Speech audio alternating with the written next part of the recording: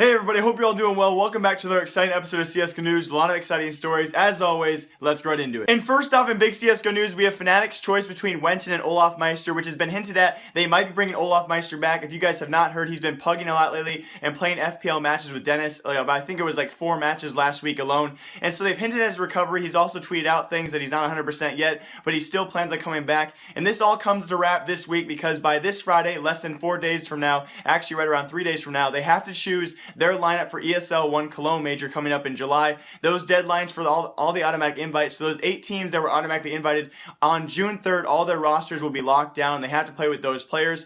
So obviously June 3rd coming up here pretty soon, but the actual major does not happen until mid-July. So if they were to choose Olofmeister over Wenton, he still would have over a month to recover fully. If that's enough time, that's up to Fnatic. So big things coming here soon for Fnatic to have to choose between Wenton CSGO, who they've been playing extremely well with. Obviously, first off, they had Pleston. That did not work out too well. Then they went with Wenton, and the last few days, the last few weeks alone, in ECS match play, they've swept teams like NIP 2-0, and obviously not any big successes, either in majors, minor tournaments, or any LAN events as well, but still, during these ECS match plays where they're on, offline tournaments, they've been doing really well in these match plays with Wenton CSGO standing in, so it's going to be a big choice to see if they actually bring Olofmeister back, who is not yet 100% back, but yet again, if they choose by June 3rd to go with Olofmeister, he'll still have well over a month to actually be fully recovered by the time the major comes around. So big things coming from Fnatic. We'll see what they decide in the next coming days. And it's about dang time for this next CSGO news stories, as Echofox has finally signed fREAKAZOiD, a move that was actually hinted at last week by both sides of the team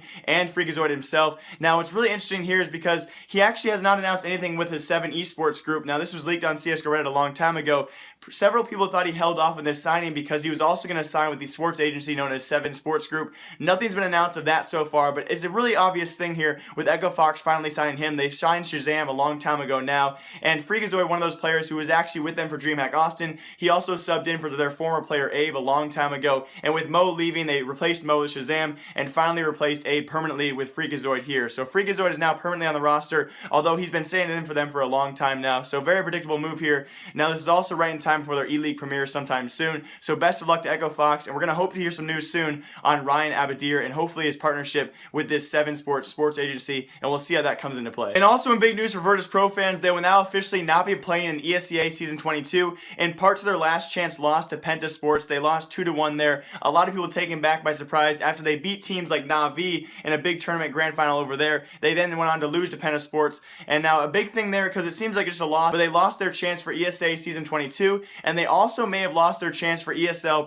Pro League Season 4. Now, it's widely known that they're probably going to get the wild card for this because they're such a big team. Although they don't have the best record, they may not deserve to be in ESL Pro League Season 4. They will most likely get the wild card for that, that being the one last opportunity they have, because Penta Sports also took that last chance spot for that series. So Virtus Pro has been all over the map, again, beating teams like Na'Vi not too long ago, but also losing to teams like Penta Sports. It's really kind of hard to judge where this team is going, but it seems as of right now they will not be participating in ESEA Season 22, and they may not even make it to ESL Pro League Season 4. So a lot of things going wrong for Virtus Pro right now, but Virtus Pro all over the map in the news. In other big CSGO news, we had CLG Red's very own Cath actually leaving the team for the first time. That was her team and organization back to 2014 is when she first joined CLG Red. Now she said on Twitter why she left, where there were quote-unquote some team issues, and again quote-unquote she said she left because of a lack of motivation to actually solve those issues. So yes, CLG Red's very own Cath has left the team there. No idea yet who's going to replace her. The organization also tweeted out thanking her for her participation. So a big thing there, you don't see this in male CSGO. I don't like,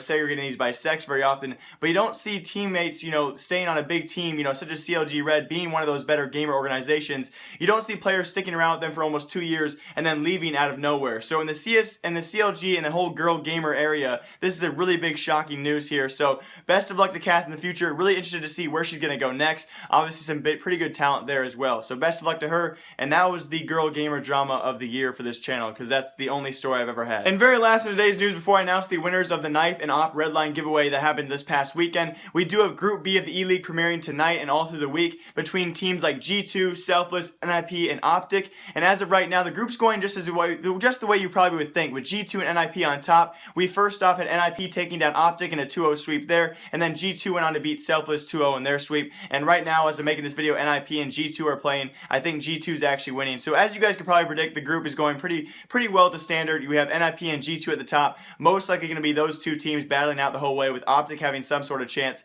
Selfless Gaming, that one last chance team who actually snuck into Premier League. So best of luck to all of them. Congrats to all of them as well.